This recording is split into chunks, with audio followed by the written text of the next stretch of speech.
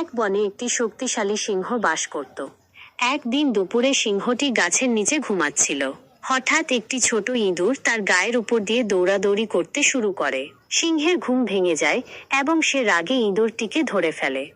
ইঁদুরটি ভয়ে কাঁপতে কাঁপতে সিংহকে বলল, হে মহান রাজা, আমাকে ক্ষমা করুন। আমি ভুল করে আপনার ঘুমের ব্যাঘাত ঘটিয়েছি। দয়া করে আমাকে ছেড়ে দিন।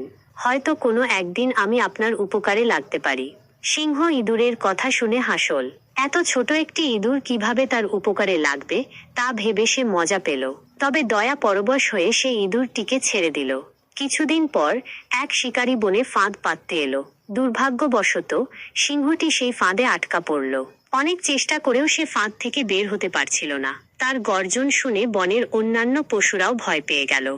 তখন সেই ছোট্ট ইঁদুরটি সিংহের গর্জনের শব্দ শুনতে পেল এবং দ্রুত সেখানে ছুটে এলো। সে দেখল সিংহটি একটি শক্ত দড়ির ফাঁদে বন্দী হয়ে আছে। ইঁদুরটি একটুও না ভয় পেয়ে ধারালো দাঁত দিয়ে দড়ি কাটতে শুরু করলো। কিছুক্ষণের মধ্যেই ইঁদুরটি সব দড়ি কেটে ফেলল এবং সিংহ ফাঁদ থেকে মুক্তি পেল। সিংহ অবাক হয়ে দেখল সেই ছোট্ট ইঁদুরটি আজ তার জীবন বাঁচাল। তখন সিংহ বুঝতে পারল ছোট প্রাণীরও অনেক শক্তি থাকতে পারে এবং বিপদের সময় ছোট সাহায্যও অনেক কাজে লাগে। এরপর থেকে সিংহ এবং ইঁদুর খুব ভালো বন্ধু হয়ে গেল।